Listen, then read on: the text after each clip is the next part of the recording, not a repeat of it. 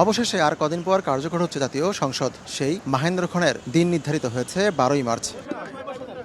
রোববার প্রধানমন্ত্রীর সঙ্গে বৈঠক শেষে সাংবাদিকদের প্রশ্নের উত্তরে স্বরাষ্ট্রমন্ত্রী জানান, সেদিনই নির্বাচিত করা হবে স্পিকার ও ডেপুটি স্পিকার। এছাড়াও একই দিন অন্তর্বর্তী সরকারের আমলে জারি করা অধ্যাদেশগুলো উত্থাপন করা হবে।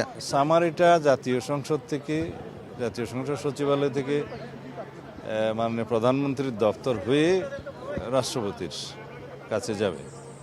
তো মহামান্য রাষ্ট্রপতি সেটা অনুমোদন করে সংসদ অধিবেশন আহ্বান করবেন। সেই মতে প্রধানমন্ত্রীর পরামর্শ ক্রমেই সংসদ অধিবেশন আহ্বান করবেন রাষ্ট্রপতি। সেটা নির্ধারণ হয়েছে 12 তারিখে মার্চের সংসদ অধিবেশন আহ্বান করা হবে। সম্প্রতি রাজধানীর আদাবরে চাঁদার দাবিতে একটি কারখানায় হামলা চালায় সন্ত্রাসীরা। এ বিষয়ে জানতে চাওয়া হলে স্বরাষ্ট্রমন্ত্রী বলেন, আদাবরের ঘটনায় ব্যবস্থা নেওয়া হবে। এরকম একটা সংবাদ আমাদের কানেও এসছে।